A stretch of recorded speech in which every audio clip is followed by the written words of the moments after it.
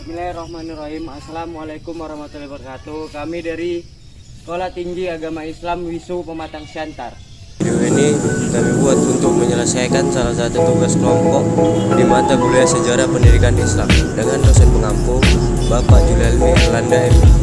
Kami dari kelompok 9 terdiri dari 4 anggota yang masing-masing bekerjasama dalam memenuhi tugas ini. Nah, langsung aja, ini video presentasi dari kami.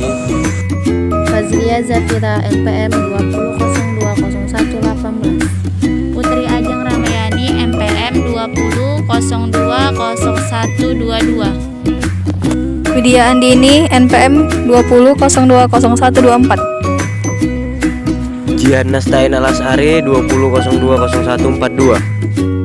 Kami dari kelompok 9 akan membahas tentang rekayasa Ali Murtopo dalang keonaran. 1. Semarak Kerudung Jilbab. B. Batik Nasional. C. Dewan Dakwah Islamiyah Indonesia. Saya akan menjelaskan materi tentang Ali Murtopo dalang keonaran. Apakah targetnya akan menghambat dakwah Islam dan menjauhkan Presiden Soeharto dengan realitas kekuatan umat Islam di seluruh eselon kerja dan jabatan serta instansi? Apakah untuk menciptakan kesan pemerintahan Orde Baru menindas umat Islam? Berikutnya, masa Islam dan remaja Islam miris yang sedang ketakutan ditargetkan akan dijadikan alat pendongkel Presiden Soeharto. Sebenarnya siapa autor intelektual dalang Presiden Tuan? Apakah benar tujuannya akan menggulingkan Presiden Soeharto dan sang dalang ingin menjadi presidennya? Walid O. Santoso 2007 dalam Jejak-jejak Sang Pejuang Pemberontak Pemikiran, Gerakan, dan Ekspresi Politik SF. Karto Suwirjo dan Daud Beoreu menuturkan bangkitnya kembali gerakan NII tidak luput dari rekayasa dari Ali Murtopo.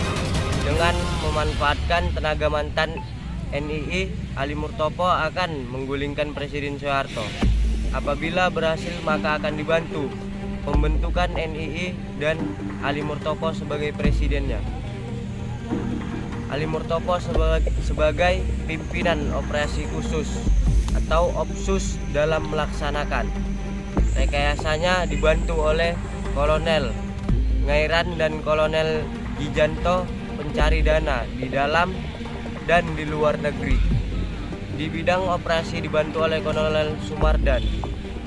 Demikianlah tingkah laku politik Ali Murtopo sebagai orang dekat Presiden Soeharto akan merebut kursi presidennya Soeharto. Namun segenap peristiwa hasil rekayasanya selalu menuding mantan pimpinan Masyumi dan GPII sebagai dalang gerakan anti Pancasila dan mencoba menggulingkan Presiden Soeharto. Ali Murtopo dengan rekayasanya berupaya menjadi mahasiswa dan umat Islam tidak simpati kepada Presiden Soeharto. Sebaliknya, agar Presiden Soeharto menjauh dari umat Islam dan tidak dekat dengan mantan pimpinan Masyumi sekalipun, bersifat kooperatif dan akomodatif. Dengan cara itu, Ali Murtopo akan tampil sebagai juru selamatnya. Dia berusaha menjadi wakil presiden dan kemudian menjadi presiden.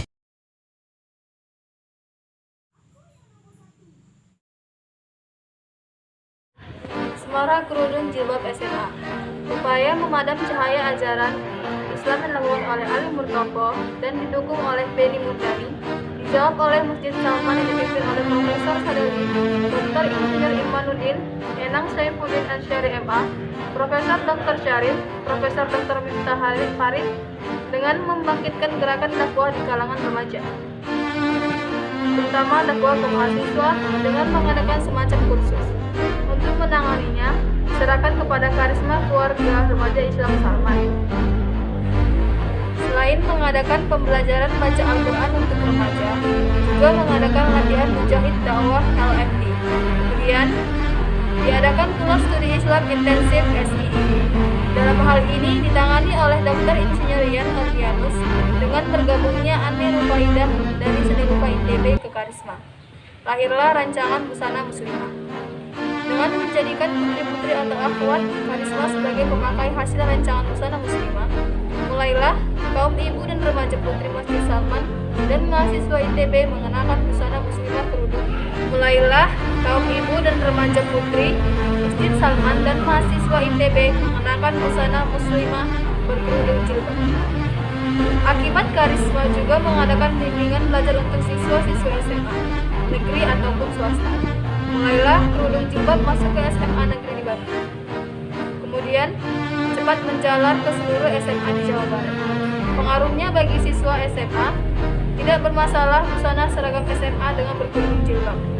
Pengembangan selanjutnya digerakkan Mbak Rina dari Teknik Informatika ITB meluas hingga melahirkan samudra jilbab di kalangan para siswi dan mahasiswi di Bandung.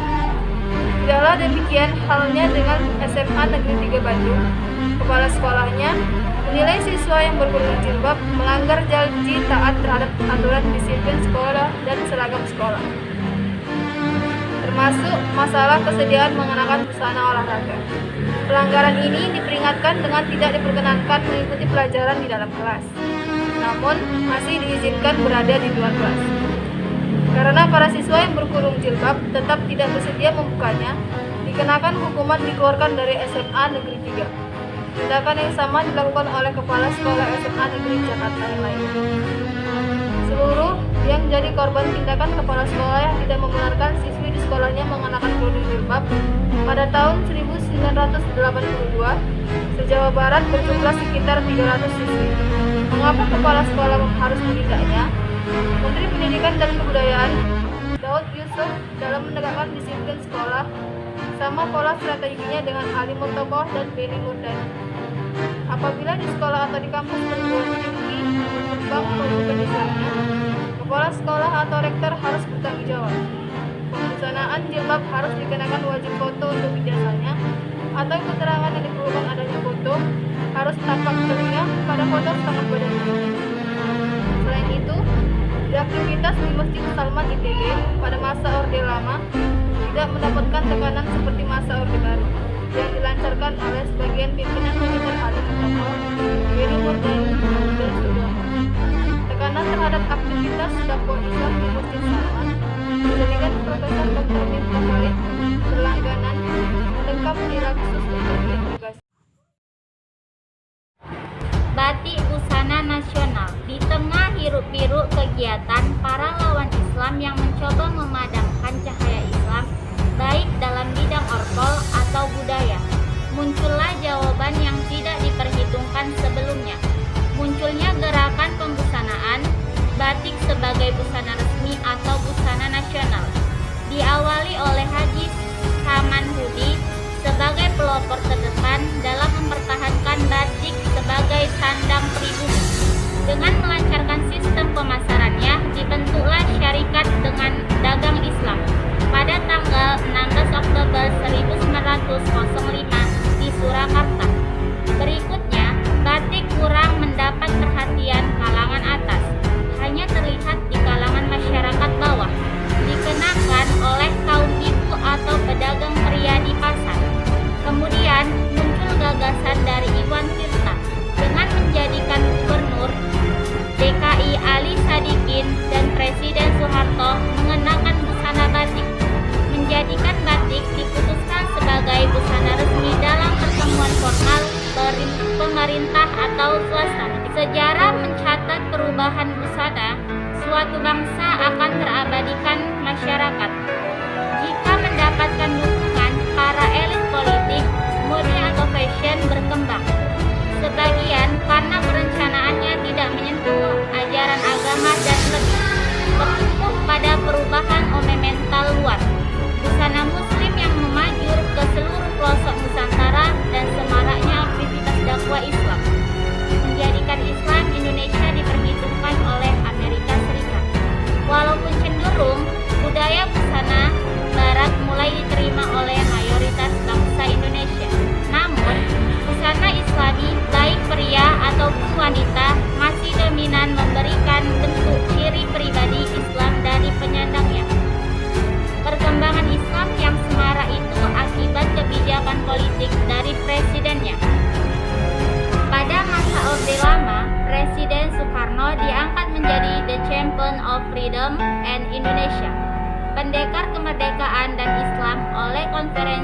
Islam Afrika Asia di Bandung. Demikianlah pula perkembangan Islam walaupun ditekan keras oleh Benny Mordani, bahkan menjadikan Sudomo, mantan Pangkop Kamtim, merupakan konversi agama masuk Islam. Sedangkan pada masa Orde Baru, Presiden Soeharto dan keluarganya lebih mendekatkan pada kekuatan Islam dalam menjawab bahaya komunisme. Dengan memperhatikan situasi Indonesia yang semakin berkembang ajaran, Islam tentu menjadikan Amerika Serikat merasa perlu diciptakan keseimbangan politik dengan mendekati para penguasa Indonesia untuk melakukan intervensi, meminimalisasikan kemajuan Islam. Dewan Dakwah Islamiyah Indonesia. Sebenarnya perkembangan Islam Indonesia menjadi sangat pesat. Dampak dari aktivitas mantan pimpinan Masyumi alih profesi dari partai politik menjadi lebih aktif dalam organisasi dakwah di berbagai sektor. Dr. Anwar Harjono SH menuturkan sekitar 1386 sampai 1967 Hijriah. Adapun para pendiri Dewan Dakwah Islam Indonesia adalah Muhammad Nasir, Haji Muhammad Daud DT Panglima Kajo, Haji Hasan Basri, Nawawi Rizki, Abdul Malik Ahmad, Dr. Haji Muhammad Rasidi, Ki Hajar Taufikur Rahman, Prawoto Mangkusasmito, Abdul Hamid, dan Buhari Tamam. Program meningkatkan kualitas dakwah Islamiyah dari Dewan Dakwah Islam Indonesia membangkitkan kalangan cendekiawan muslim berpartisipasi aktif mendakwakan Islam. Kalangan medis, pakar ekonomi, kebudayaan, sejarawan, arsitek, pakar busana, dosen dari berbagai cabang ilmu terpanggil untuk ikut serta mendakwakan ajaran Islam sejalan dengan ilmunya di wilayah kerjanya. Tidak lupa di kalangan militer dan polisi, serta di setiap departemen mendirikan seksi dakwah. Langkah penyesuaian ulama dan santri di era Orde Baru dan Reformasi membangkitkan semangat Islam dalam warganya, demikian pula di masyarakat. Oke, cukup video presentasi dari kami pada kesempatan kali ini, dan kami kelompok 9 mengucapkan terima kasih kepada teman-teman yang sudah menonton video ini. Dan jangan lupa like, comment, share, dan subscribe channel ini agar dapat berkembang dan bermanfaat untuk kita semua. Kami dari kelompok 9 sekali lagi mengucapkan terima kasih kepada teman-teman semuanya. Wabillahi taufiq wal hidayah. Assalamualaikum warahmatullahi wabarakatuh.